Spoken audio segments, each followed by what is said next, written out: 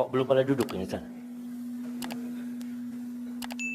Kayaknya masih banyak tempat kosong. Jam antum kayaknya perlu merapat. Masya Allah. Taib jamaah, sebelum kita mulai, karena dari tadi antum duduk, ana harap antum semua berdiri sekarang jamaah. Bismillah. Yuk kita berdiri. Nah, semuanya berdiri. 1 senti. 1 senti aja, jangan lebih. Ya, sekarang duduk. Bismillah.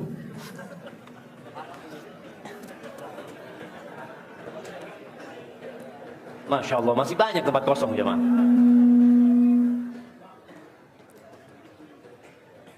Baik, sebelah kiri ana ada yang kosong.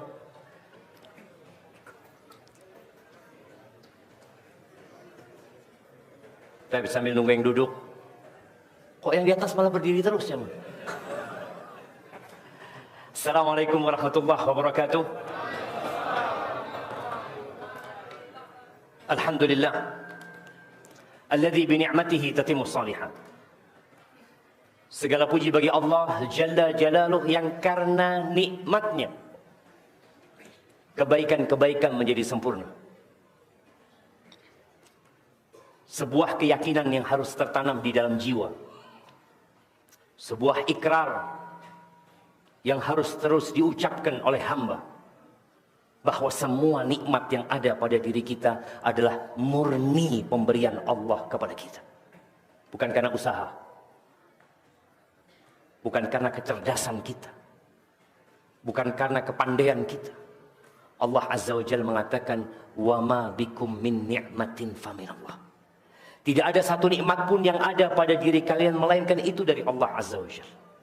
Kalau tadi dikatakan ada yang datang dari tempat yang jauh. Dia datang ke tempat ini karena dia punya keinginan dan karena Allah menghendaki dia datang ke tempat ini. Maka ucapkan alhamdulillah, bersyukur kepada Allah atas nikmat yang diberikan, apalagi nikmat untuk berkumpul bersama orang-orang beriman.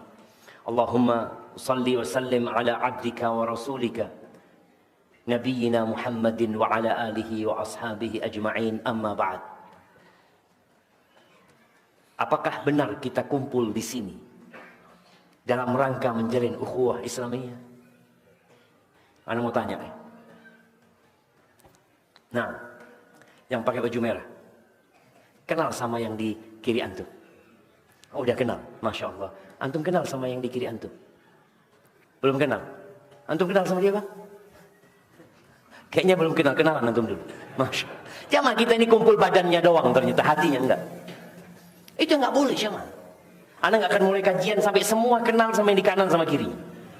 Antum tanya namanya, dari mana, kerjaannya apa? 3 pertanyaan. Nama, dari mana, dan kerjaannya. Bismillah. Anda akan tunjuk lagi bentar lagi jemaah.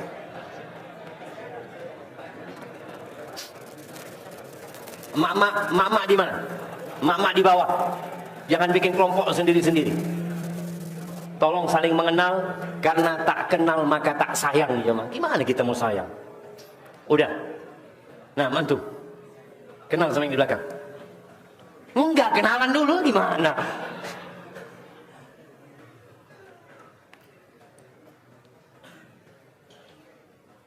Dari mana dia? Dari Payakumbuh, Masya Allah. Kerjanya apa? Sama, antum dagang juga? Petani, bisa antum jual sama dia hasil taninya. Wallahi jamaah, kita itu saudara. Maka usahakan ketika antum datang kajian, sebelum ustaz mulai, antum duduk, assalamualaikum. Bid'ah ustaz. Apanya bid'ah antum? Salaman sama saudaranya bid'ah? Enggak. Kita bersalaman ketika berjumpa, itu yang sunnah. Tapi ternyata kita tidak menjalankan sunnah. Kita ngakunya ahlus sunnah wal jamaah, tapi ternyata kita masih jauh dari nilai-nilai sunnah. Ilmu yang kita pelajari bukan untuk menambah wawasan, bukan untuk menambah ilmu pengetahuan. Ketahuilah bahwa semua ilmu agama yang kita pelajari itu dunia. Sampai diamalkan, baru jadi akhirat. Quran yang antum hafal, ada orang-orang hafal Quran. Hafalan Quran dia dunia. Sampai dia mengamalkan apa yang dia hafalkan. Wal Qur'anu hujjatun laka au alaik. Nabi alaihi salatu wasallam mengatakan, dan Quran itu akan menjadi hujjah yang membelamu, yang memberikan syafaat kepadamu pada hari kiamat, atau sebaliknya, dia yang akan menuntutmu pada hari kiamat. Maka ingat, ilmu itu semuanya dunia sampai kita amalkan. Antum kalau pulang tambah ilmu, tapi nggak tambah amalnya, apa manfaatnya buat antum? Hanya menambah tuntutan buat antum pada hari kiamat. Maka tolong diamalkan, ringan, menambah cinta dan kasih sayang. Rasulullah SAW mengatakan, la tadkhulul jannah, kalian nggak bakalan masuk surga hatta tu'min, sampai kalian beriman. Tuh, iman syarat mutlak untuk masuk surga. Wala tu'minu hatta tahabbu, dan kalian tidak akan dikatakan beriman sehingga kalian saling mencintai. Afala adullukum ala syai'in idza fa'altumuhu tahabbtum. Kalian mau nggak aku kasih tahu amalan yang kalau kalian lakukan kalian akan saling mencintai? Apa? Afsyus salam bainakum, tebarkan salam di antara kalian. Maka duduk masuk masjid, assalamualaikum, lihat saudara assalamualaikum dari mana, kif halak, bekhair. Subhanallah. Maka tolong kita amalkan ilmu yang kita pelajari. Ahibati fillah. Pertanyaan pertama. Ini kajian apa pertanyaan? Pertanyaan pertama sebelum kita mulai kajian. Tadi imam kita sholat maghrib rakaat pertama baca surat apa? Az-Zumar. Masya Allah. Kasih hadiahnya. Mana hadiahnya jemaah? Masya Allah. Barakallahu fikum. Fadal. Nah jemaah, itu surat Az-Zumar ayat 52. Apa kata Allah? Allah mengatakan, qul ya ibadiyalladzina asrafu ala anfusihim. Allah mengutus Rasulnya, Nabi kita Muhammad alaihi salatu wassalam. Allah perintahkan kepada Nabi untuk mengucapkan ini. Katakan, wahai hamba-hambaku yang telah melampaui batasan mereka dengan dosa-dosa yang mereka kerjakan. Siapa yang hari ini tidak berbuat dosa? Mungkin ada sebagian yang merasa tidak berbuat dosa, merasa suci adalah bagian dari dosa. Allah mengatakan, fala tuzakku anfusakum. Tadi selesai surat maghrib kita baca apa? Astaghfirullah, astaghfirullah, astaghfirullah. Kita minta ampun sama Allah Azza wa Jalla. Tadi ketika kita duduk di antara dua sujud, apa yang kita baca? Rabbighfirli warhamni. Ya Allah, ampuni aku. Kasihi hamba ya Allah. Bacaan-bacaan yang kita baca itu menunjukkan bahwa kita makhluk yang penuh dengan dosa. Ketika Abu Bakar As-Siddiq datang kepada kekasihnya Rasulullah sallallahu alaihi wasallam, dia mengatakan, ya Rasulullah, alimni du'aan aqra'uhu fi salati. Ajarkan kepada aku doa yang aku baca ketika aku sholat. Bayangin, Abu Bakar dijamin masuk surga. Abu Bakar yang kalau imannya ditimbang dengan imannya umat Nabi SAW lebih berat imannya Abu Bakar Siddiq radhiyallahu anhu. Abu Bakar yang ketika Nabi SAW mengatakan, man asbaha minkumul yawma sa'iman, siapa yang hari ini puasa? Abu Bakar mengatakan, ana. Siapa yang hari ini bersedekah kepada fakir miskin? Abu Bakar mengatakan, ana. Siapa yang hari ini menjenguk orang sakit? Abu Bakar mengatakan, ana. Man asbaha minkumul yawm tabi'a janazatan, siapa yang hari ini mengantarkan jenazah? Abu Bakar mengatakan, ana. Supaya antum tahu bagaimana semangatnya Abu Bakar beramal setelah dijamin masuk surga. Kata Nabi SAW, majtama'na fi imri'in illa dakhalal jannah. Tidaklah amalan-amalan itu terkumpul di satu orang, melainkan masuk surga dia. Ketika dia datang kepada kekasihnya meminta sebuah doa yang dia baca ketika sholatnya, apa doanya yang diajarkan? Allahumma inni zalamtu nafsi faghfir li maghfiratan min 'indika warhamni innaka antal ghafurur rahim. Masya Allah. Kasihkan ke beliau. Itu jemaah, doa yang dibaca waktu sholat sama Abu Bakar As-Siddiq yang dijamin masuk surga. Nabi mengatakan, qul, katakan ya Abu Bakar, Allahumma inni zalamtu nafsi zulman katsira. Bayangin jemaah, Anda sampai bayangin, ya Allah, Abu Bakar aja suruh baca doa itu. Allahumma ya Allah, sesungguhnya aku menzalimi diriku dengan kezaliman yang banyak. Sebagian kita hari ini merasa, anak kayaknya nggak ada dosa hari ini, insyaallah. Apa ya? Nggak ada kayaknya. Itu Abu Bakar. Bukan mengatakan Allahumma inni zalamtu nafsi. Bukan. Zulman katsir. Dengan kezaliman yang banyak. Makanya orang jamaah semakin berilmu, antum semakin sering ngaji, semakin kenal sama Allah Azza wa Jalla, semakin takut sama Allah Azza wa Jalla. Bukan tambah santai hidupnya, bukan merasa sudah bersih dari dosa dan suci dari nista. La, diajarin doa sama Nabi SAW. Allahumma inni zalamtu nafsi zulman katsira fa innahu la yaghfiru dzunuba illa anta faghfir li maghfiratan min 'indika warhamni innaka antal ghafurur rahim. Kembali kepada surat Az-Zumar ini, Allah mengatakan, qul ya ibadiyalladzina asrafu ala anfusihim la taqnatu min rahmatillah. Kalian jangan putus asa dari rahmat Allah. Jangan. Engkau pernah membunuh orang, engkau berzina, engkau na'udzubillah mungkin melakukan kelakuan kaumnya Nabi Lut. Mungkin kau durhaka sama orang tua. Mungkin kau dulu tidak peduli sama mantan istrimu dan anak-anakmu. Mungkin setelah kau menceraikan mereka, kau tinggalkan mereka. Hampir mungkin semua dosa engkau lakukan. Kata Allah, la taqnatu min rahmatillah. Kalian jangan putus asa dari rahmat Allah. Kenapa jemaah? Innallaha yaghfiru dzunuba jami'a. Sesungguhnya Allah mengampuni semua dosa. Loh, Zat katanya dosa syirik nggak diampuni. Nah, kalau engkau mati masih melakukan kesyirikan. Tapi kalau engkau hidup bertobat kepada Allah, bukankah Abu Sufyan dulu seorang pelaku kesyirikan? Bukankah dia dulu yang memerangi Rasul sallallahu alaihi wasallam? Bukankah Khalid bin Walid pelaku kesyirikan? Bukankah dia yang memerangi dan menyebabkan kekalahan para sahabat ketika perang Uhud? Bukankah Ikrimah bin Abu Jahal, dia anak tokoh kesyirikan di kota Mekah, dan dia pelaku kesyirikan, dan dia memerangi dakwah Islam? Apakah ditolak tatkala mereka bertobat? Enggak. Allah mengampuni semua dosa kalau engkau bertobat.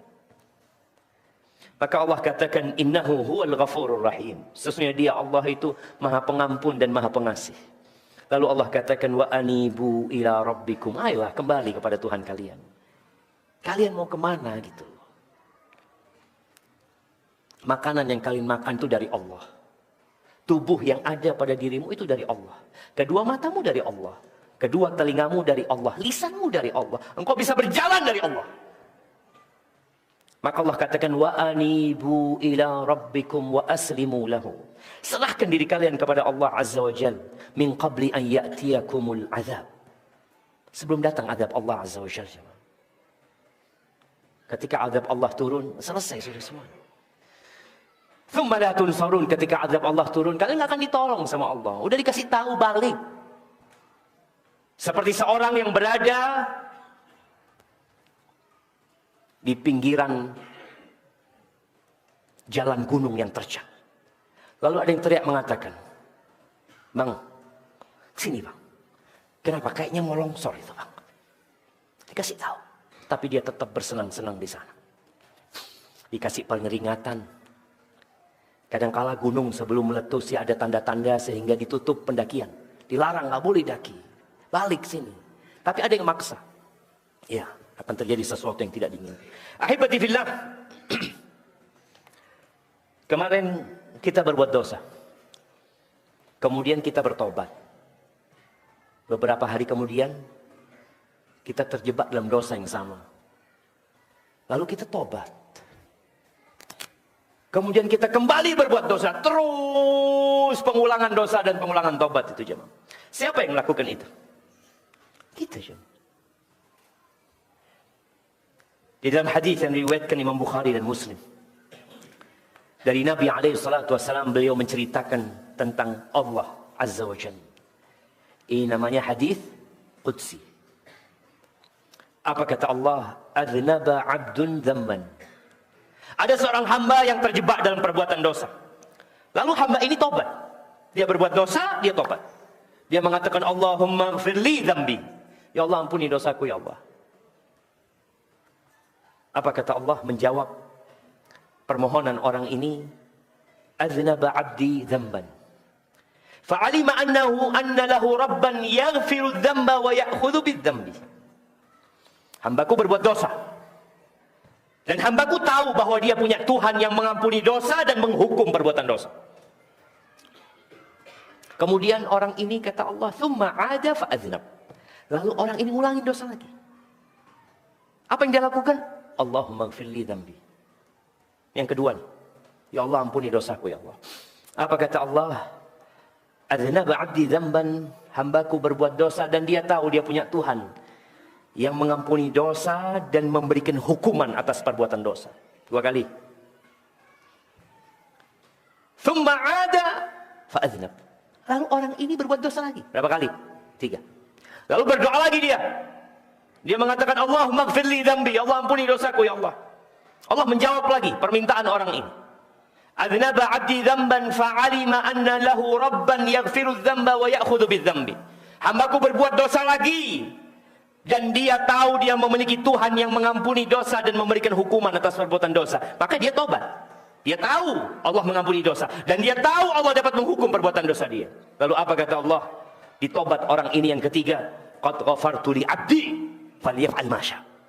Aku sudah mengampuni dosa hambaku, hendaklah dia berbuat semau dia. Selama orang itu bertobat. Jangan pernah antum putus asa.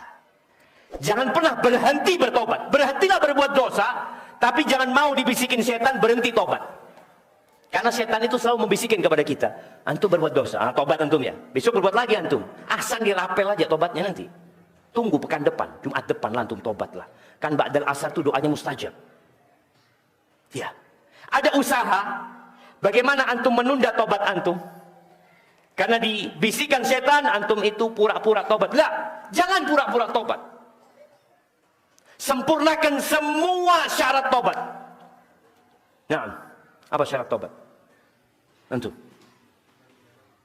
Iya, syaratnya apa? Syarat kembali ke jalan Allah itu apa? Tunggu, anda tanya sama dia dulu. Nah, antum pernah tobat nggak? Atau nggak pernah berbuat dosa? Baik, syarat yang pertama. Niat karena Allah. Yang kedua, tidak mengulangi. Itu tadi ngulangin orang. Ngulangin lagi, ngulangin lagi, ngulangin lagi. Apa syarat kedua? Tobat lagi dia. Yang pertama niat. Yang kedua, bertekad mana hadiahnya. Anda kasih hadiah buat antum. Barakallahu fikum. Nah, antum. Berjanji tidak akan mengulangi lagi. Berjanji, bertekad untuk tidak mengulangi lagi. Nah, tapi kalau mengulangi lagi gimana? Terima nggak tobat yang pertama? Nggak, tobat yang pertama diterima nggak? Dia ngulangin. Ya, dia niatnya, tadi niat yang kuat, dia tidak ingin mengulangin. Seperti itu. Yang kedua, kan udah berjanji tadi. Menyesali perbuatan dosa itu. Tinggal satu lagi yang ketiga.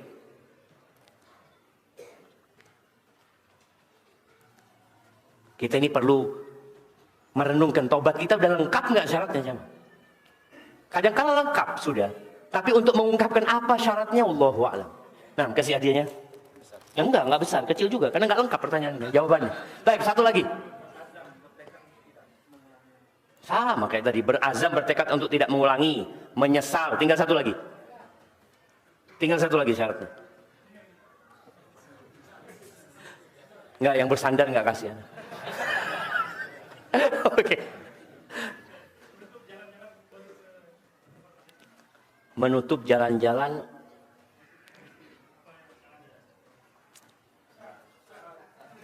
tunggu dulu lah, belum selesai nih, yang bagian kanan belum selesai. Itu syarat tambahan itu. Tidak, syarat yang 3 nih, menyesali, bertekad untuk tidak ngulangi. Tinggal satu lagi, meninggal dosa itu, jemaah. Antum jangan menyesal, ya Allah, aku dosa ya Allah, astagfirullahaladzim, terus satu ngocok, nyesel karena kalah antum. Ada orang yang seperti itu. Dia bertekad untuk tidak mengulangi, tapi dia tidak meninggalkan. Nanti dia tidak akan ulangi. Sekarang dia tetap melakukan perbuatan itu. Nggak diterima tobat. Mana hadiah? Kasih yang besar dia. Nggak apa-apa lah, kasih yang besar. Masya Allah.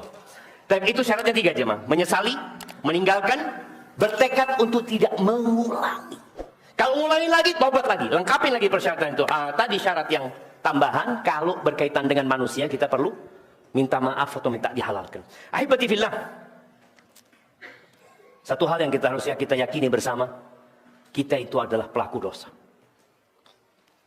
Kullu bani Adam khata'. Semua anak Adam itu pelaku dosa. Wa khairul khata'in at-tawwabun. Sebaik-baiknya orang yang melakukan dosa itu adalah yang bertobat kepada Allah Azza wa Jalla. Kembali kepada Abu Bakar Siddiq. Kenapa Anda selalu mengingatkan kita dengan Abu Bakar Siddiq? Karena sebagian kita setelah ngaji sok suci, merasa sudah paling baik. Abu Bakar Siddiq ini pernah disakiti hati. Siapa yang menyakitin? Bukan. Abu Bakar ini disakitin sama anak sepupunya. Anak sepupunya Umar, anak sepupunya Abu Bakar. Yang kemudian Abu Bakar bersumpah tidak memaafkan orang. Dan tidak mau lagi memberikan nafkah kepada dia, bantuan kepada dia. Abdullah bin Ubay. Bukan sepupunya Abu Bakar, Abdullah bin Ubay lah. Nah, siapa? Miftah. Miftah mah kunci. Dekat namanya sama Miftah. Mirip. Mistah. Nah, kasih hadiahnya. Separuh tapi. Mistah jemaah. Mistah ini, ibunya Mistah itu sepupu sama Abu Bakar. Disakiti apa Abu Bakar sama Mistah? Anak akan ceritakan jemaah. Disakiti dengan ya Allah jemaah, anaknya Abu Bakar, istrinya Nabi, difitnah berzina jemaah. Gimana perasaan antum kalau anak antum difitnah berzina dan terbukti dia tidak berzina? Siapa yang menyakitin? Ya hitungannya sepupu 2 kali. Karena anak sepupunya dia sepupu 2 kali sama Aisyah radhiyallahu taala anha. Dan orang ini suka dibantu sama Abu Bakar. Maka Abu Bakar bersumpah nggak mau lagi bantu Mistah. Lalu kata Allah Azza wa Jalla, ولا يأتل أولو الفضل والسعة منكم أن يؤتوا أولي القربى والمساكين والمهاجرين في سبيل الله فليعفوا وليصفحوا ألا تحبون أن يغفر الله لكم.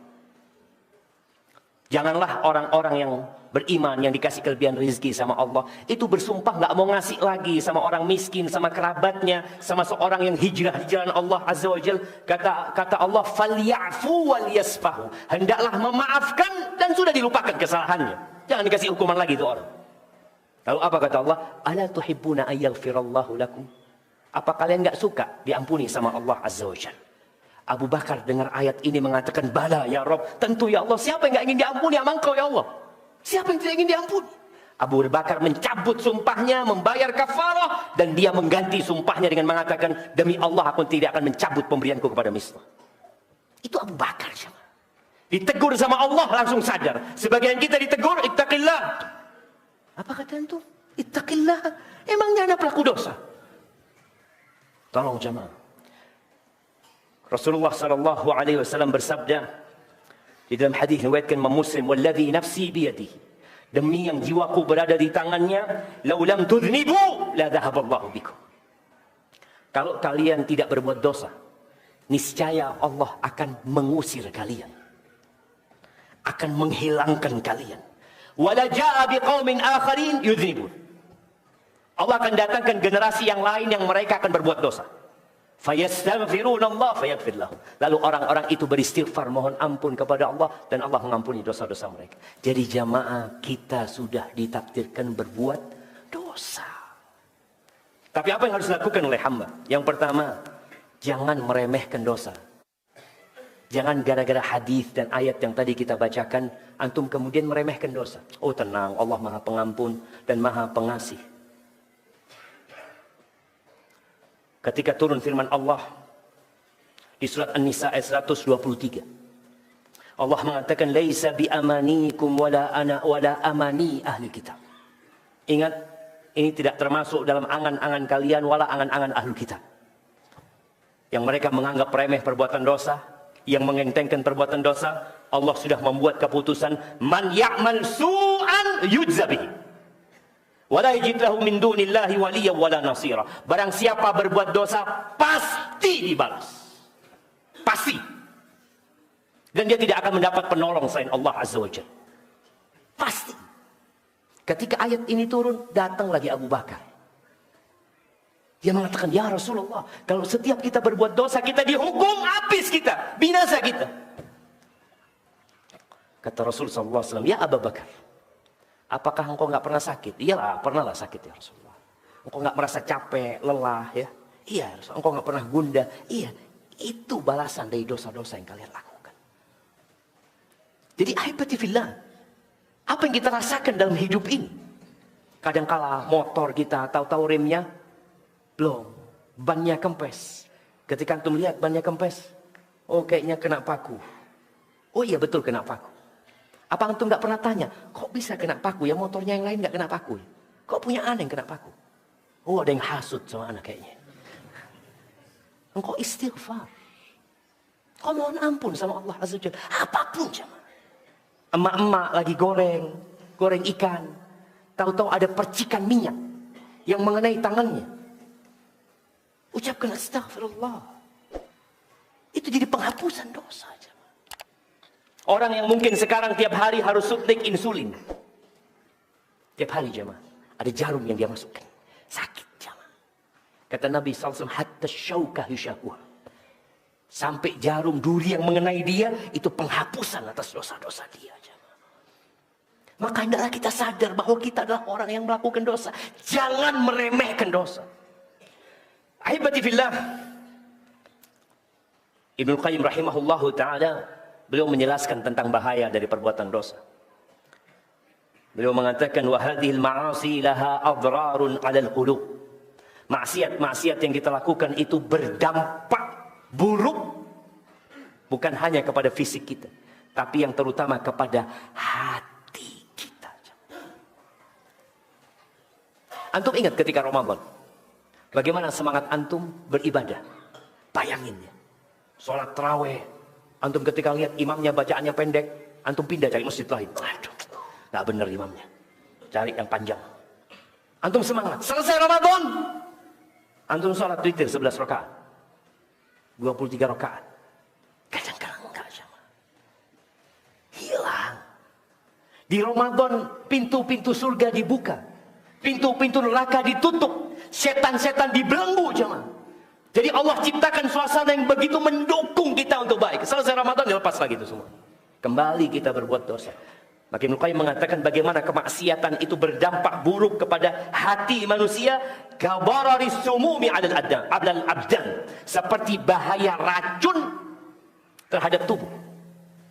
Ala ikhtilafi darajatihi. Racun itu ya dampaknya nggak sama, bertingkat-tingkat. Ada yang membuat orang itu, kalau antum kena sengat ular umpamanya, ada ular yang antum kalau kena sengat mungkin cuma demam. Ada ular yang antum kalau kena sengat antum hampir mati. Anda ingat pernah digigit kobra jemaah, mau mati Anda. Anda rasakan semua badan itu sakit. Anda ingat di sini Anda digigit. Sakitnya sampai ke sini Anda rasakan. Diikat, kata teman-teman suruh ikat. Sakit itu terus kena sini jemaah. Terakhir sakitnya ke dada. Anda rasakan sakitnya di dada. Sebagian teman mengatakan ya sudah kayaknya nanti mau meninggal dunia. Sahih. Maksiat seperti itu. Dosa seperti itu. Cuma sayangnya sebagian kita tidak merasakan kalau ada racun yang masuk ke tubuh dia, yang merusak hatinya. Kita azan dulu. Ya, 2 menit lagi. Lalu Ibnu Qayyim mengatakan wa hal fid dunya wal akhirah syururun wa daun illa bisababil ma'asi wad dhunub. Dan adakah di dunia dan akhirat bahaya-bahaya, bencana-bencana, penyakit-penyakit tidak lain sebabnya hanya karena dosa dan kemaksiatan. Apa yang menyebabkan Nabi Adam dan Hawa dikeluarkan dari surga? Satu dosa. Satu dosa. Dia dikeluarkan dari tempat yang penuh dengan kenikmatan. Gara-gara satu dosa diturunkan dari surga. Wa man ladzi akhraja iblis? Apa yang menyebabkan iblis diturunkan dari kerajaan langit? Dilaknat.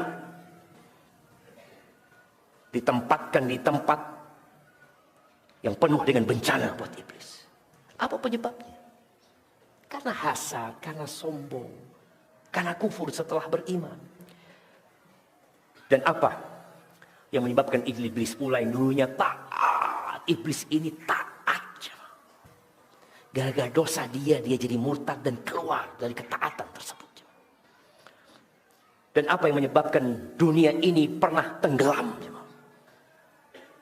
Tenggelam semuanya. Sampai puncak gunung tertinggi itu pun ditutup sama air. Gara-gara dosanya kaumnya Nabi Nuh alaihi salatu wassalam. Dan apa yang menyebabkan kaum Ad, kaumnya Nabi Hud, Allah kirimkan angin kepada mereka. Kita dengarkan azan dulu. Bismillah.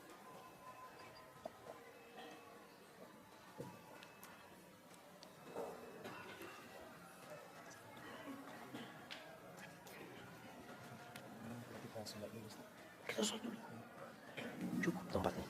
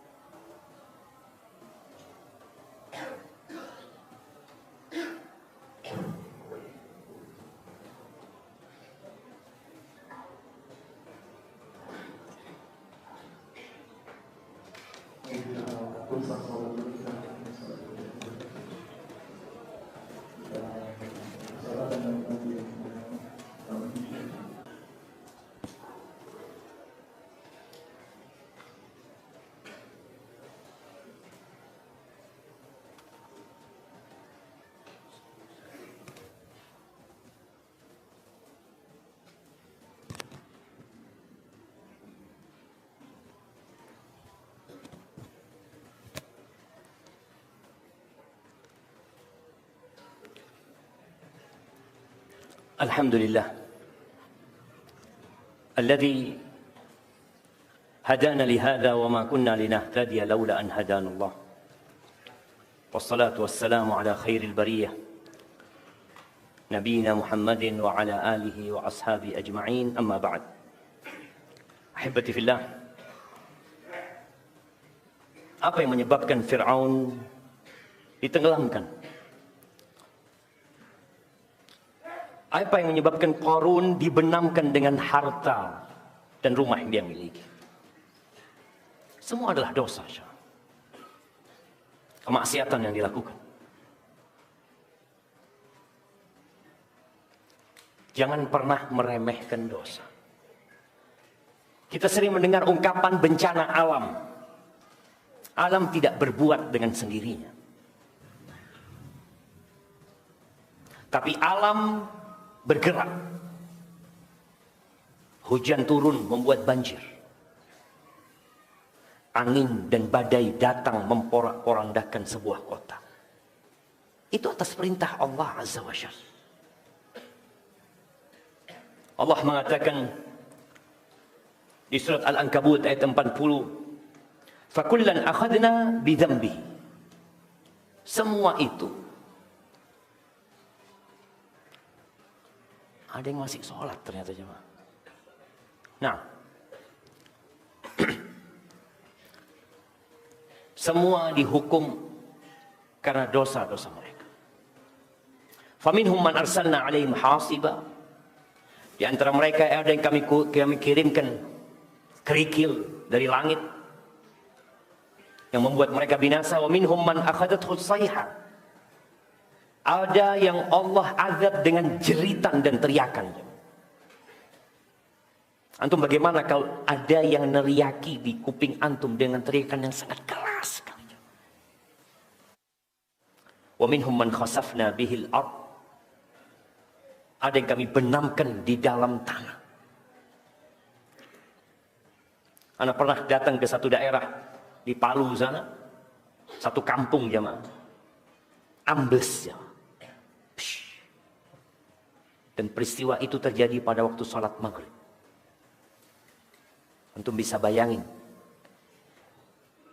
ibu-ibu ada di rumah, anak-anak sudah pulang dari bermain biasanya, maghrib. Ya mungkin ada yang sholat ke masjid. Ada satu jamaah di masjid yang rumahnya hampir terbenam, di dekat yang terbenam. Anak tanya sama dia, "Bapak, waktu kejadian itu di mana?" "Saya di masjid, Bos. Kita lagi sholat, kita dengar suara dentuman ya, seperti sesuatu yang jatuh." Allah mengatakan, "Wa minhum man aghraqna." Di antara mereka ada yang kami tenggelamkan, baik dengan banjir. Untuk melihat kejadian di mana? Di Maroko atau di Libya. Ketika Allah buat bendungan mereka hancur. Kata Allah, "Wa ma kana Allahu liyadhlimahum." Tidaklah Allah hendak menzalimin mereka. Nggak ada. Nggak ada ceritanya Allah menzalimin manusia. Tapi apa yang terjadi sebenarnya? Walakin kanu anfusahum yadhlimun. Cuma mereka yang sengaja menzalimin diri mereka sendiri. Ahibati billah, di antara dampak buruk yang kita perlu berhati-hati, apa yang terjadi dengan saudara-saudara kita di Gaza.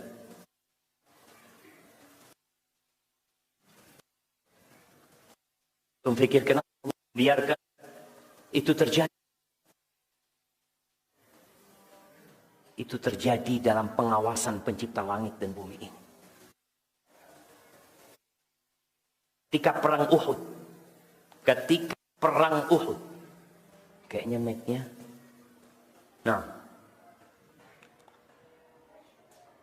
Allah memberikan kekalahan kepada umat Islam. Padahal di tengah-tengah mereka ada Rasulullah sallallahu alaihi wasallam.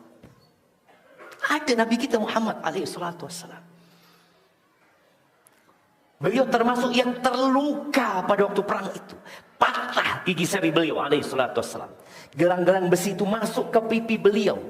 Kepala beliau berdarah alaihi salatu wassalam. Perang Uhud itu ada Abu Bakar As-Siddiq. Ada Umar bin Khattab. Ada Uthman bin Affan. Ada Ali bin Abi Talib. Ada Abdurrahman bin Auf. Ada Zubair bin Awam. Ada Talha bin Ubaidillah. Ada Sa'id bin Zaid. Ada Abu Ubaidah Amir bin Jarrah. Bisa antum bayangin ya, sahabat-sahabat yang dijamin masuk surga ada ketika perang itu. Tapi Allah berikan kekalahan kepada mereka. Ketika mereka kalah, mereka bertanya, "Anna lana hadha?" Gimana kita kalah ini? Apa kata Allah? "Qul huwa min 'indi anfusikum." Itu kekalahan gara-gara kalian sendiri. Gara-gara satu kemaksiatan dilakukan oleh puluhan orang. Ya mungkin 40 orang, 35 orang dari pemanah. Yang mereka berijtihad Padahal sudah ada perintah dari Nabi SAW. Kalah menang kalian tetap di sini. Mereka turun jemaah. Apa kata Allah? Minkum man yuridud dunya wa minkum man yuridul akhirah. Di antara kalian ada yang ambisinya dunia. Perang jemaah. Ambisinya dunia ada. Ini Allah sampaikan kepada sahabat-sahabat terbaik Nabi SAW. Minkum man yuridud dunya wa minkum man yuridul akhirah. Ya, di antara kalian ada yang ambisinya akhirat, tapi ada yang ingin dunia. Kemudian Allah hilangkan kemenangan itu, liyabtaliyakum, untuk menguji kalian, cobaan buat kalian agar kembali kepada Allah Azza wa Jalla. Itu satu dosa. Bagaimana dengan kondisi saudara-saudara kita di Gaza yang mereka dibantai dan 8 miliar manusia melihat? Yang dari 8 miliar manusia itu hampir 2 miliar di antara mereka muslimun. Melihat jemaah. Dan tidak bisa berbuat apa-apa. Kalau melihat potongan-potongan video ya. Video. Tahu-tahu rudal turun. Apartemen-apartemen hancur. Rumah sakit hancur. Sudah lebih dari 10.000, nggak tahu sekarang udah berapa. Bayi, anak-anak, ya, perempuan, orang tua. Habis. Kita hanya bisa melihat. Ada yang bisa mengatakan kepada Israel berhenti? Gak ada. Gak ada jemaah. Kumpul negara-negara Islam. Mereka kumpul. Mereka bermusyawarah untuk mencari solusi tentang apa yang terjadi di Gaza. Mereka hanya bisa menekan, tapi mengatakan jangan, tak bisa. Apa penyebabnya? Dosa. Rasul sallallahu alaihi wasallam 1445 tahun yang lalu di hadis Tauban, bagaimana beliau mengatakan kepada para sahabat, belum datang itu. Apa kata beliau alaihi salatu wasallam? Idza tabaya'tum bil 'ina wa akhadtum adnab al baqar wa raditum biz zar' wa taraktumul jihad sallatallahu alaikum dhullan la yanzi'uhu hatta tarji'u ila dinikum. Supaya kita sadar, ini bencana yang besar yang dilihat oleh hampir 2 miliar umat Islam dan tidak bisa berbuat apa-apa. Mungkin sebagian bisa menginjak benderanya Israel, membakar benderanya Israel, dan tetap dibunuh saudara kita di sana. Apa yang kau lakukan? Nggak ada sebenarnya. Kata Nabi SAW, idza tabaya'tum bil 'ina. Kalau sistem jual beli kalian itu sudah ina. Ina ini riba yang terselubung. Artinya orang itu masih takut sama riba sehingga dia berusaha untuk mengaburkan riba tersebut. Bukan terang-terangan seperti yang sekarang kita lihat. Bukan lagi dengan ungkapan kalau nggak riba kita nggak bisa hidup. Ini Nabi menyebutkan kalau sistem jual beli kalian ina. Ini menunjukkan umumnya umat Islam takut sama Allah sehingga dia berbuat dosa sembunyi-sembunyi. Jual beli kalian. Sibuk. Dan kalian sibuk. Kalian sibuk dengan ekor-ekor sapi, sibuk dengan dunia kalian. Sibuk dengan kebun kalian, sama pertanian kalian. Dagang, perdagangan, perkebunan, peternakan. Sibuk dengan itu semua. Dan kalian meninggalkan jihad di jalan Allah Azza wa Jalla. Apa hukuman dari Allah? Sallatallahu alaikum dullan. Allah, Rabbul Alamin, yang berjanji akan menolong orang-orang yang beriman, itu akan menimpakan, bukan pertolongan. Allah akan menimpakan kepada kalian kehinaan. Kalian akan hina. Dahulu orang-orang kafir itu, kalau dengar pasukan umat Islam, mereka ketakutan. Bagaimana ketika perang Yarmuk? Ya 50.000 atau 40.000 melawan 100.000 lebih. Dan Allah berikan kemenangan. Bagaimana Ma'rakatul Qadisiyah, perang Qadisiyah menghadapi Persia, semuanya tunduk. Pasukan umat Islam sedikit. Kenapa mereka takut? Allah yang membuat mereka takut. Bukan mereka takut karena umat Islam gagah. Lah. Dari dulu umat Islam senjata mereka biasa-biasa saja. Pakaian mereka ya biasa. Tapi Allah yang membuat mereka takut. Maka Nabi SAW ketika menyebutkan hadis ini, beliau mengatakan la yanzi'u. Kehinaan yang Allah timpakan kepada umat Islam itu Allah tidak akan cabut. La yanzi'u hatta tarji'u ila dinikum. Kecuali kalian kembali kepada agama kalian. Melaksanakan perintah Allah. Menjauhi larangannya. Kembali kepada agama secara utuh. Ya ayyuhalladzina amanu dkhulu fis silmi kafah. Wahai orang-orang beriman, masuklah ke dalam agama secara kafah. Bukan hanya penampilannya yang Islam. Bukan hanya akhlaknya yang Islami, tapi muamalatnya juga Islami, dan yang terpenting akidahnya, akidah Islam yang murni seperti akidah para sahabat. Lah, ini yang terjadi. Maka jangan pernah meremehkan dosa. Wattaqu fitnatan, kata Allah Azza wa Jalla, wattaqu fitnatan la tusibanna alladhina zalamu minkum khassa wa anna Allah syadidul iqab. Takutlah kalian kepada fitnah, kepada kekacauan, kepada azab yang tidak hanya menimpa pelaku dosa. Antum mungkin berpikir, alhamdulillah anda nggak melakukan itu. Antum tahu ketika Allah membuat ambles sebuah negeri, ada bayi di sana yang belum berbuat dosa, ada kucing-kucing di sana yang tidak ikut berbuat.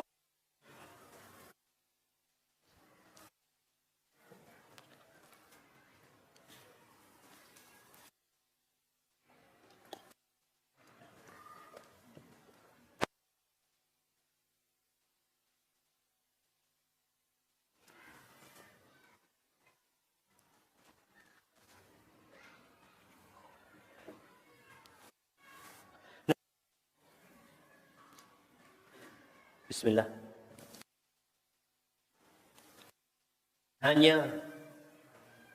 Bukan hanya menimpa pelaku dosa. Wa'lamu anna Allah syadidul iqab. Jangan remehkan antum dosa. Allah itu kalau ngasih adab pergi. Nah hati ini jemaah.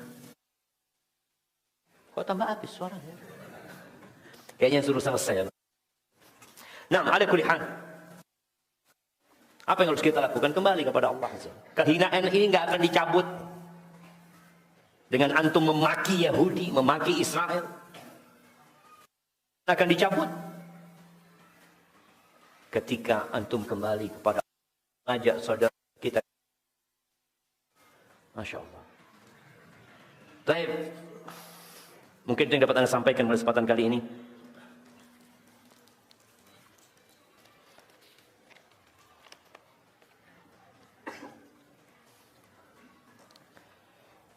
Assalamualaikum warahmatullahi wabarakatuh. Pertanyaan. Apa doa supaya anak cucu kita terhindar dari dosa besar? Semoga Ustadz dan kita semua diberi kesehatan jiwa dan raga, diampuni semua dosa-dosanya, amin. Yang pertama, jagalah Allah Azza wa Jalla. Orang tua yang ingin dirinya dan anak keturunannya terhindar dari dosa, hendaklah mereka menghindari dosa duluan. Rasul sallallahu alaihi wasallam mengatakan, ihfadillah yahfadka. Jagalah Allah, Allah akan menjagamu. Itu yang pertama. Yang kedua, kalau bicara doa, Nabi Ibrahim sudah berdoa. Nabi Ibrahim dulu sebelum punya anak, doanya beliau, Rabbi habli minas salihin. Beliau minta anak-anak yang soleh. Ketika dikasih anak, berubah doanya. Beliau berdoa mengatakan, wajnubni wa baniya an na'budal asnam. Beliau sudah punya anak, beliau punya keturunan. Maka dalam doa-doa beliau sisipkan anak keturunan. Yang pertama beliau minta wajnubni wa baniya an na'budal asnam. Ya Allah, hindarkan aku dan anak keturunanku dari menyembah berhala-berhala. Itu dosa besar yang paling puncak. Maka baca doa itu. Nabi Ibrahim takut jemaah, anaknya terjebak dalam kesyirikan. Bagaimana dengan kita? Banyakkan kita mendoakan anaknya, ya mudah-mudahan jadi anak soleh, terus murah rezeki, cepat jodohnya. Doa dunia. Nabi Ibrahim, wajnubni wa baniya an na'budal asnam, Rabbi innahunna adlalna katsiran minan nas. Antum bayangin jemaah, bahaya kesyirikan ini. Penduduk bumi ini 3/4-nya melakukan kesyirikan. Makanya Nabi Ibrahim mengatakan, ya Allah, sesungguhnya berhala-berhala itu banyak menyesatkan manusia. Banyak. Dari 8 miliar, 6 miliar itu bukan umat Islam. Maka antum jangan meremehkan doa ini. Kalau bicara doa, minta sama Allah, wajnubni atau ujnubni rabbi junubni wa bani an na'budal asnam. Lalu doa selanjutnya baru minta, Rabbi ij'alni muqimas shalah. Setelah beliau minta supaya keimanan anak-anaknya dijaga sama Allah, dihindarkan dari perbuatan syirik, lalu beliau minta, Rabbi ij'alni muqimas shalah. Ya Allah, jadikan aku orang yang mendirikan salat, wa min dzurriyyati, dan dari anak keturunanku terus. Maka semoga dengan itu Allah menyelamatkan anak keturunan kita dari dosa-dosa besar.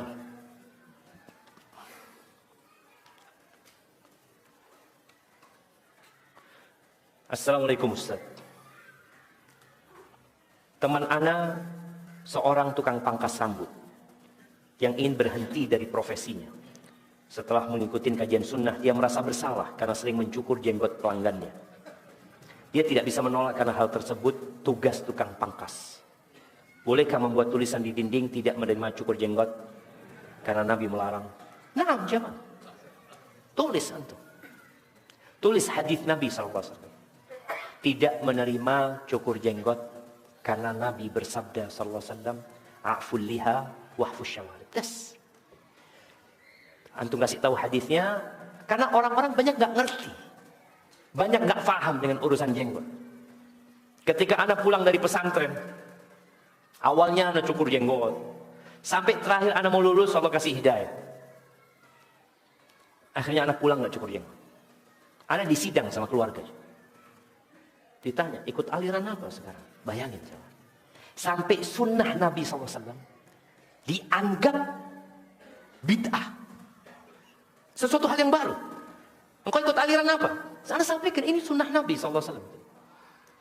Ribut, oh yang pakai jenggot itu orang-orang yang sudah tua. Anak masih SMA kelas 3.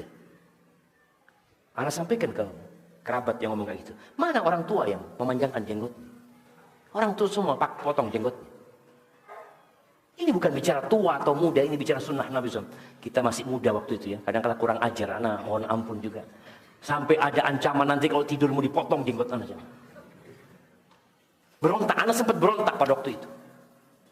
Karena sering ditegur urusan jenggot ini. Anak belajar, Nabi nyuruh manjangin jenggot. Orang tua melarang kita pakai jenggot. Siapa yang ditaatin? Orang tua apa Nabi SAW? Nabi SAW. Maka antum tulis itu hadis Nabi SAW. A'ful liha wahfus syawarib. Ketika orang mohon maaf katanya. Mohon maaf ini loh, ada hadisnya. Kalau nggak ada hadis ini, anda potongkan jenggot antum. Antum katakan seperti itu. Anda terima pangkas rambut saja. Antum kan pangkas rambut, bukan pangkas jenggot kan. Nah, jemaah, kita ini kadang-kala memang harus tidak membiarkan dosa itu terus terjadi. Tadi anda sampaikan bahwasanya gara-gara dosa sebagian orang azab itu kena semuanya. Jangan dipikir ketika orang berzina hanya orang berzina yang diazab. Semuanya kena. Tetangga-tetangganya yang membiarkan hal itu.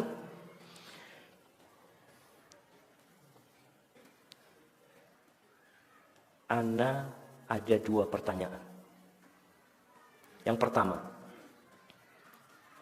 Anda sampai di satu titik. Anda malu berdoa kepada Allah. Karena Anda tidak pantas meminta doa itu. Apa yang harus Anda lakukan, Ustaz? Jamaah rahimakumullah. Doa itu adalah ibadah.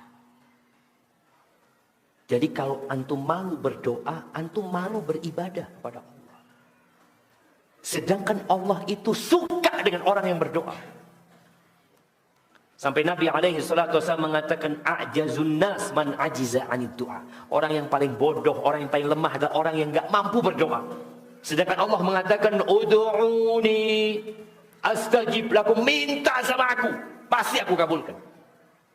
Hanya saja nggak boleh berlebih-lebihan dalam berdoa. Anda nggak tahu kalau antum sampaikan, karena Anda tidak pantas meminta doa itu, berarti ada sesuatu yang antum ingin.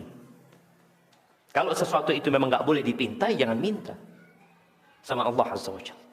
Tapi jelas Allah suka dengan hambanya yang berdoa dan maksa kalau doa. Antum lihat nabi-nabi Allah, semua berdoa minta sama Allah Azza wa Jalla. Bahkan iblis pun berdoa. Iblis minta sama Allah. Dan dikabulkan doanya iblis.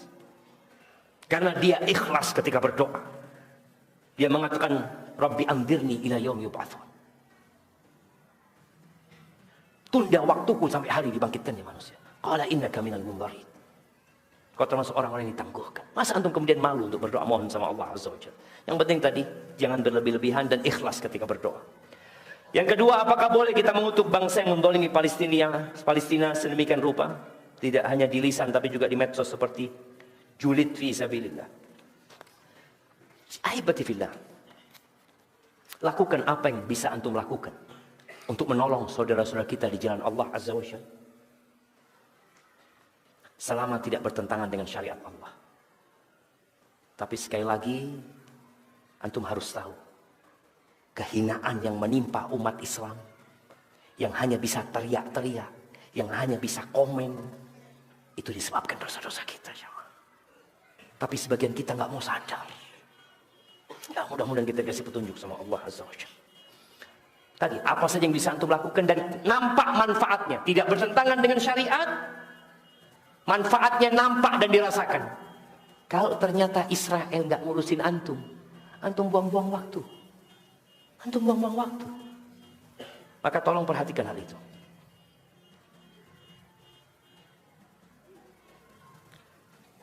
Apakah, saya tanya, Anda mau tanya apakah jarak safar dengan pesawat sama dengan di darat? Lalu bagaimana hukumnya wanita tanpa mahram safar? Sama aja, mau pesawat, mau laut, mau daratan, lautan, udara, jarak safarnya sama. Kalau bicara jarak, jumhur ulama berpendapat ya kira-kira 80 km ya. Adapun perempuan safar, berusaha untuk safar dengan mahram. Berusaha safar dengan mahram. Karena Rasulullah SAW mengatakan, la tusafirul mar'atu illa ma'adhi mahram. Perempuan nggak boleh safar kecuali dengan mahramnya. Usahakan antum, kecuali dalam kondisi yang memang terpaksa, lain lagi cerita. Dulu, 5 tahun yang lalu istri anak hamil, anak kelima Ustaz. Karena anak keempat baru usia 8 bulan. Jadi anak minta tukang urut untuk supaya tidak jadi. Kehamilan 4 bulan kurang lebih. Bagaimana cara bertobat? Yang dosa anak dan istri diampuni Allah Ustaz. Nah, nggak boleh jemaah. Sampai saat ini anak masih sangat takut dengan dosa tersebut. Iya, apalagi menggugurkan yang sudah ditiupkan ruh. Itu sama dengan membunuh. Apa yang harus dilakukan? Ya bertobat kepada Allah dengan taubatan nasuha. Sebagian ulama dulu mereka juga menyuruh untuk membebaskan budak untuk menebus dosa dia membunuh tersebut. Karena sekarang tidak ada budak, maka engkau perbanyak sedekah. Perbanyak sedekah untuk menebus dosa yang engkau lakukan. Ahibati fillah, ketahuilah. Ketika engkau hamil, pada saat engkau punya anak yang baru berumur 4 bulan, 8 bulan, 4 bulan. Maka ketahuilah bahwa itu anugerah dari Allah Azza wa Jalla. Dan anak itu tidak akan makan rezekimu. Bukan masalah rezeki Ustaz, masalah pendidikan anak. Kalau Allah berikan kepadamu berarti engkau mampu untuk mendidik dia. Allah itu Ar-Rahman Ar-Rahim. Dan Allah mengatakan la yukallifullahu nafsan illa wus'aha. Nggak mungkin Allah memberikan kepadamu beban di luar batas kemampuanmu. Tidak mungkin. Ada sebagian orang yang mengatakan, Allah, Ustaz, Anda nggak mampu dengan musibah ini. Engkau bukan nggak mampu, engkau nggak mau. Maka lihatlah kepada orang lain. Subhanallah, Anda sering sampaikan cerita tentang seorang ustaz yang punya anak 28 dari satu istri. Antum bisa bayangin bagaimana lahir, kemudian hamil, kemudian lahir, kemudian hamil. Terakhir Anda berjumpa dengan anak yang nomor 28. Dia mengatakan, Ustaz, anak yang nomor 28. Semua anaknya jadi orang, nggak ada yang jadi macan. Nah,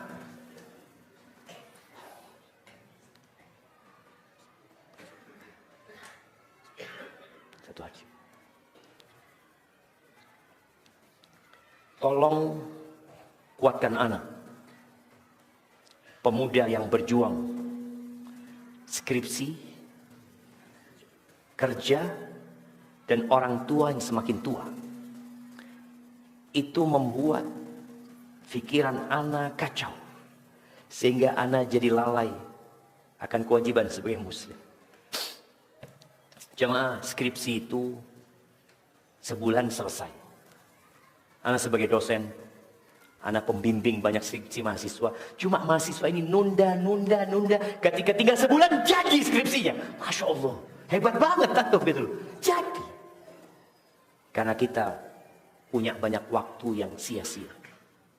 Antum sekarang dihadapkan skripsi, kerja, orang tua. Jangan dijadikan beban. Ketika antum tidak mampu, antum katakan hasbunallah wa ni'mal wakil. Katakan la haula wa la quwwata illa billah. Antum buntu pikirannya, antum hamparkan sejadah, Allahu Akbar. Antum ketika membaca Allahu Akbar, apa ada urusan yang besar buat Allah Azza wa Jalla? Nggak ada. Apalagi cuma urusan skripsi, urusan pekerjaan. Minta tolong sama Allah Azza wa Jalla. Perbanyak istighfar. Makanya sebagian ulama itu ketika dia tertutup buntu dalam satu permasalahan, dia sholat. Dalam sujudnya dia istighfar. Minta. Selesai sholat Allah bukakan jemaah. Dan sekali lagi Allah tidak memberikan beban kepadamu di luar batas kemampuan. Engkau mampu menghadapi skripsi. Engkau mampu, dan ingat jangan sampai menelantarkan kewajibanmu sebagai seorang muslim. Gara-gara urusan dunia, kewajibanmu kepada Allah engkau tinggalkan. Ana mohon doanya untuk kesembuhan istri dan diberi kelapangan rezeki agar bisa membayar hutang. Nah, kita berdoa memohon kepada Allah, Allahumma shfi mardana wa mardal muslimin. Waqdid daina 'anil madinin. Ana mau kasih tahu sama yang mintain. Bukan hanya antum yang istrinya sakit. Bukan hanya antum yang punya utang. Hampir semua yang di masjid ini, coba angkat tangan yang punya utang jemaah. Biar saudara kita itu, oh ternyata bukan ana yang punya utang semua. Coba angkat tangan. Yang tanya lihat, banyak yang punya utang. Kita itu kadang-kadang merasa, yang punya utang, semua yang punya utang. Yang istrinya sakit, Allah. Ada yang istrinya bukan sakit badannya, sakit hatinya. Nah, hakadzal hayat, ini kehidupan, dan semoga Allah sembuhkan yang sakit di antara kita. Afwan ya Ustaz. Anak ada dengar tentang seorang lelaki yang jika dia berzina, ini akan berimbas kepada anaknya. Anak atau keluarganya mungkin di sini. Dan apa yang harus dilakukan anak perempuannya Ustaz? Yang sebenarnya membutuhkan pernikahan tapi mengingat hal tersebut menjadi beban yang amat sangat. Minta solusinya.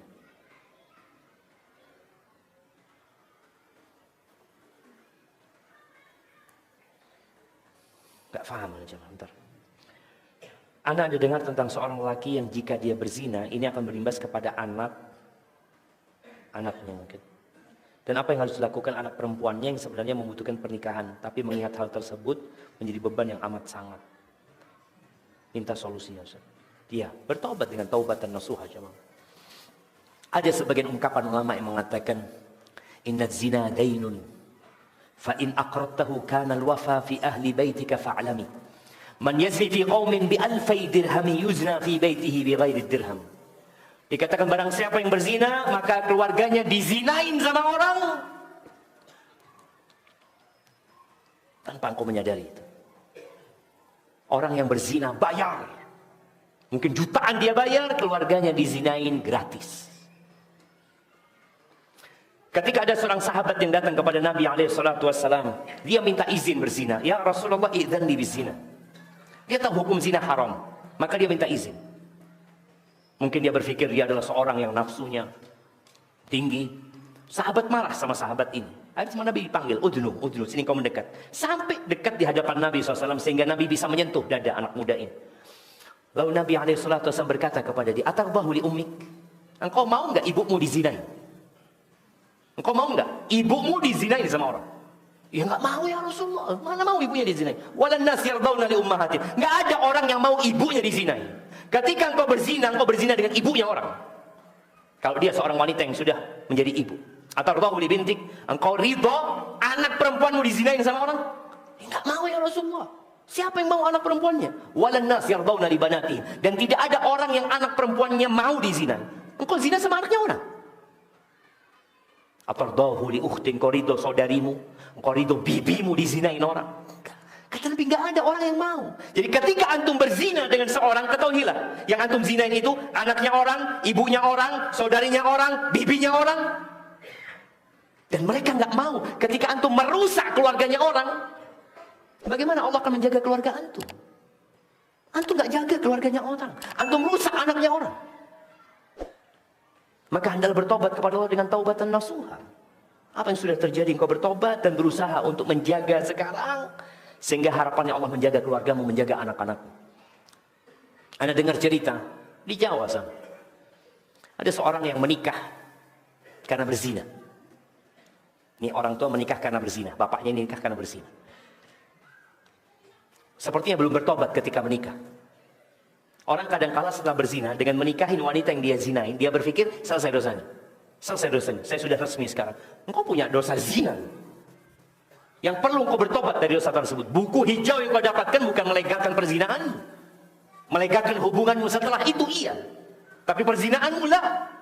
Dan hamil dari zina. Subhanallah, anaknya sama. Kayak bapak. Anak perempuannya hamil di luar nikah. Karena orang tuanya nggak jaga jamaah. Maka tolong, semoga Allah melindungi keluarga kita dari perbuatan dosa. Rasul sallallahu alaihi wasallam mengatakan, ayuhan nas, tubu ilallahi wastaghfiru. Wahai umat manusia, bertobatlah kalian kepada Allah dan beristighfar. Fa inni atubu ilallah wa astaghfiru fil yawm akthar min 70 marrah. Aku, kata Nabi SAW, tiap hari bertobat kepada Allah, memohon ampunan kepada Allah lebih daripada 70 kali. Ingat, makom tobat ini bukan makomnya pelaku dosa. Makomnya semua orang. Sampai para nabi pun bertobat kepada Allah Azza wa Jalla. Di akhir hayat Nabi SAW, ketika turun firman Allah, idza jaa nasrullahi wal fath wa ra'aitan nas yadkhuluna fi dinillahi afwaja fasabbih bihamdi rabbika wastaghfir. Baik, nabi disuruh istighfar. Nabi. Innahu kana tawwaba. Setelah turunnya ayat ini, kata Aisyah radhiyallahu taala anha, setiap sujud dan ruku Nabi sering membaca subhanakallahumma wa bihamdika Allahumma ighfirli. Ruku baca itu, sujud baca itu, terus minta ampun beliau kepada Allah Azza wa Jalla. Jadi sampai kapanpun kita harus kembali kepada Allah, jangan terus berbuat dosa. Haibati billah, itu mungkin dapat Anda sampaikan. Ada satu pertanyaan terakhir. Ada hadiah yang Anda akan berikan kepada peserta terjauh. Jamaah terjauh. Dari mana antum? Jambi. Lebih jauh Jambi. Nah. Rantau Prapat. Jauh mana Jambi, Rantau Prapat? Antum dari mana? Oh, Bandung, udah di sini lah. Enggak, yang datang kajian dari Aceh. Antum datang kajian? Atau tinggal di sini sudah? Mondok di sini mah. Antum datang buat kajian apa datang tinggal di sini? Tinggal di Bandung. Balik ke Bukit Tinggi mau kajian. Ya orang Bukit Tinggi pulang kampung lah itu. Ya, pulang kampung. Nah. Dari Bukit Barisan. Jauh mana sama Rantau Prapat? Hah? Bukit Barisan. Rantau Prapat Bukit Barisan. Hah? Coba lihat di Google zaman. Anda nggak tahu mana yang lebih jauh? Anda lebih jauh mana Bapak? Bukit Barisan sama Rantau Prapat. Jambi. Ada yang Jambi, lebih jauh Jambi apa Rantau Prapat? Jambi, kita Jambi, saya kasih Jambi. Dia dulu angkat